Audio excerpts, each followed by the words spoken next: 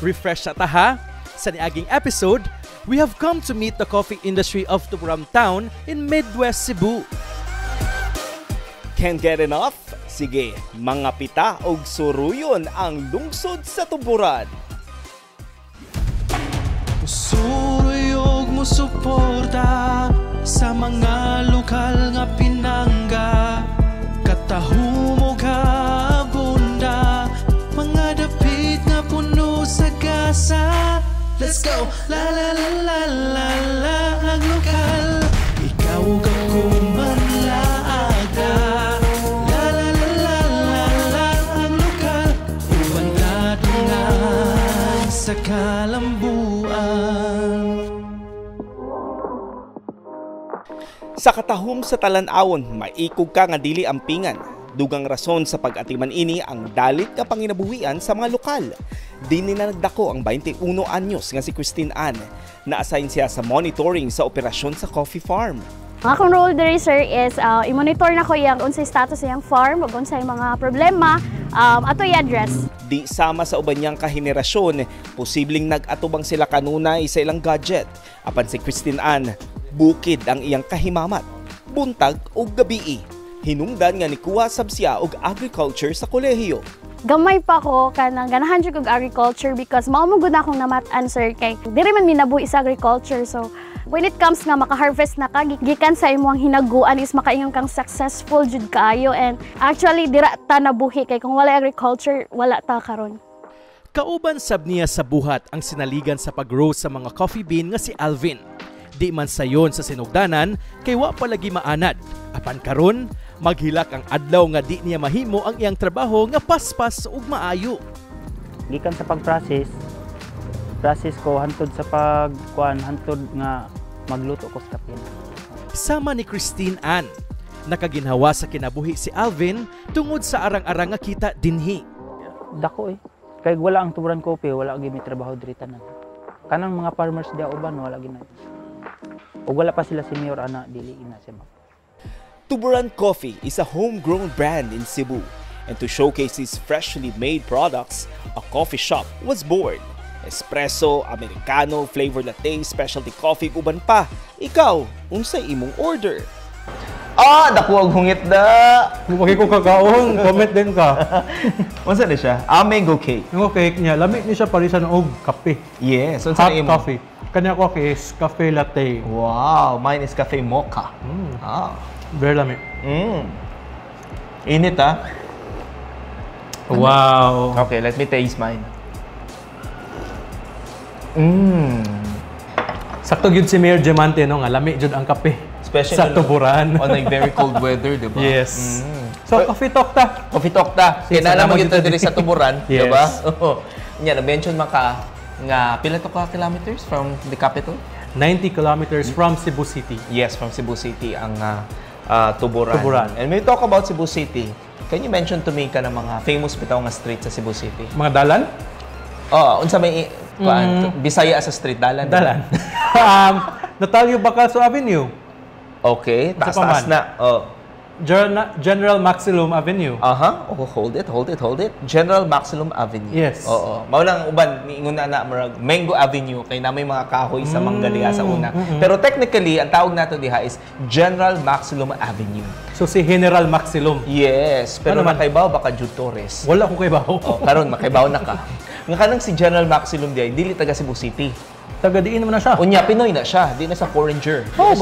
Di na foreigner. Taga diri na sa Tuburan. Taga Tuburan? Yes, General Arcadio Maxilum. So, lumad na siya nga taga Tuburan? Yes, diri na sab siya namatay. Anong nawa siya Cebu City?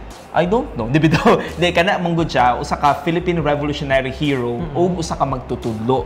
Technically katong namatay si Leon Kilat, you know him? Leon Kilat, Revolutionary Hero sab, na-assassinate siya. Ang nipuli niya, isip leader sa mga Katipunero, si General Maxilum. Mo din ang mga taga-Tuburan, mga isog. Yes, they have the heart of a hero, di ba? Brave. Very brave. So at least na nakanibawan. Ninot, no? Sige. Padayon na. Okay. Lami ang kape. Lami kayong kape. Grabe, kalami. A good conversation at a coffee shop will do. Apan kini, dili ni chismis. Sa panahon nga nilapad ang problema sa illegal nga pagputol sa mga kahoy sa lungsod, nakakita og paagi si Tuburan Mayor Aljun Diamante aron mabati sa mga residente ang bili sa pagtanom sa palibot. You're banking on agriculture, gano'n. Precisely Yes. because dakong bahin sa atong lungsod Yes, yun. actually, muna akong i-encourage no, ang atong mga kabataan sa pagkakaroon o labi na sa itong mga ginikanan nga kung mahimo pakuhaon og agriculture ang mga bata. No, kay nagkataas, grabe kay inflation. Now, what if ang kilo sa bugas mingon maabot og 100 pesos? Kung ang imong sweldo 300 pesos, pila ra man ka kilo imong pila mo kabog sa pamilya. So, nganong dili man ka mobinjo diri sa agriculture? Dako kayo ang atong katamnan. Dako kayo atong bukid, lapad kayo ang bukid. Nganong dili man ato haguon atong lawas? Nganong dili man ta magpainit, magpaulan? Singuton pagyud ta, no? Unya magtanom ta. After 3 months, na kay matanom. Gani sa mga leafy vegetables, dili ka after 3 months, na kay quality ug organic nga pagkaon nga pwede nimo mapudos. At last jaw ato nang nahuman og libot. Ang coffee farm dinhi sa lungsod sa Tuburan. How was it? Proud ko nimo kay nalibot nimo. Grabe no. Pero I see a lot of potential yun. There is a coffee industry sa Tuburan. Considering they started from scratch, no? Wala gyud. And then ang mga tao diri ilang gitrain og maayo kay wa man sa sila background. But look at them now, no? It's very famous. Na sila natukod ng coffee shop. And then sila mismo mo baligya na sab sa ilang kaugalingon nga mga produkto diri. And I'm proud with Tuburan kay dito gyud sila nagkuha og kanang kuancho ba kusog sa ilahang lokal. Like lokal nga mga residente, diin nga ila jud ni silang gigamit aron nga mapalambo ang ilang coffee industry dinhi silang lungsod. Bitaw no kay asa pa man ka. Sila man say nakaibaw sa landscape gyud diri sa Tuburan. So adto sila sa mga mas nakaibaw aron mas dali para nila ang pagproseso niya. Syempre doon sila sa ilang pamilya, makauli ra dayon sila. Yes. So mao na saludo mi sa Tuburan. Saludo. Gikan sa pagtanom og kape, biyahe ta aron masaksihan ang laing atraksyon sa lungsod nga usa ka dakong kahoy.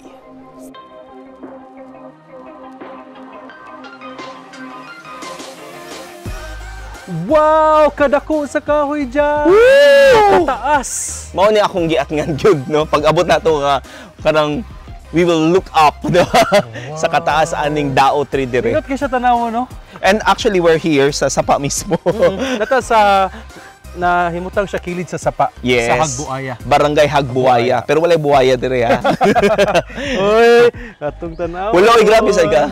Pero tanaw, kita kayo ang iyang ugat, no? Usa sa mga nahimong attraction nga ng mga tao nga moari gyud magpa-picture diri sa ilang dao tree. So, usa ni siya nga matang sa kaoy dao. Kaoy sa dao. Would you know the scientific I name? know the scientific Wow, name. nag-research unsa man. It's Dracontomelon dao. Wow! Nag-google. Balik. Dracontomelon dao, yung scientific name sa dao tree. Wow, nasad ko ma-share. Sige, unsa man? Kabaw ka unsay gitas una niya? Unsa may gitaso niya? That's about 33 meters. 33 meters. Yes. Ang diameter sa ang base trunk, kabaw ka pila? Pila? That's about 10 meters. 10 meters. Kung yung katag 10 meters, Holding hands, hawak kamay, mga 20 ka mga tao. Nga Mupalibot ana. Oh, mudo pa. wow, grabe no? Grabe, ingon ana kalapad siya. So nindot kay siya Joe no nga atong bisitahon dinhi sa lungsod sa Tuburan kay one of the oldest Right. trees dinhi. About 200 years na daw ni siya. So if it's 2022 right now, minus 200, that's equals 1822. Wow, kabrad ka mo Oh, mas. syempre. Pas kaya basta ka lang mga mga 200 100 dali ra kay na. So Spanish time. Spanish Diba? time. Sakto ba ko? Mi habla, mi amiga. Spanish sardines. Okay, so atong tanawon, no? Atong i-check ang mga lugar Sige dire. daw ato sa tun. Oo. 1, Pila kang ugat? 2, 3, 4. A dao tree can grow as high as 55 meters sa mga clay-like to stony soils. Giingong bisan ang mga buwak o dahon ini, mahimong maluto o magamit isip food flavoring. Gibantog ni diring dapita sa Barangay Hagbuaya tungod kini ang pinakaraan sa mga naglinyang kahoy dinhi. Kung buot una-hunaon, saksi na ni panahon pa sa Katsila, Amerikano ug Hapones ug nilatas sa modernong panahon karon. And because we were amazed, Di gyud mi muhawa diri nga way bound nga picture. But wait, Jaw. Wa man kahay ni Simang sa atong luyo din hijaw. Are you talking about the town's tale? So nakadungog na di ay ka sa magiskutan sa mga marites nga puno sab di ay sa misteryo ang Dao Tree, mga elementong giingong magpakita o magpabati dinhi. Back according sa barangay official nga na taga diri taga Hagbuaya, sa una na daw kuning magpakita nga mga encantos diri sa Hagbuaya wherein ang mga bata mohatag og mga mga pagkaon nga kay nagtuuman sila nga kadayuran nila diri, but it turns out nga mga encanto sila. But it also based lang pod sa story sa amo ang barangay Kagawad diri sa Hagbuaya. Di na bag-o alang sa ilang tourism officer ang ingon ining Sigwilanon. Tungod na sab sa kadaghan sa mga kahoy ug hilom nga dapit, di gyud kalikayan, Jaw, nga masagulan og taw-an nga istorya ang dapit. Apan sa mutuo ka o sa dili, mas maayong hangpon ang mensahe ini nga mao ang pagbaton og respeto sa kinaiyahan. And besides, bisan unsa pa mga istorya, ang kamatuoran Instagrammable gyud din hing dapita. More of IG-worthy spots dinhi sa Tuburan. Kaysa musunod nga episode sa Laag Lokal, let's fall in love with nature on top of the world sa Atabay Peak. Ug, let's take a peek sa mga sikat nga liguanan dinhi. Tara na, maglaag lokal ta! Musuroy og musuporta sa mga lokal nga pinangga. Katahum og abunda, mga dapit nga puno sa gasa. Let's go! La la la la la la ang lokal. Ikaw ako manlaaga. La la la la la la ang lokal. Uban na dungan sa kalambu.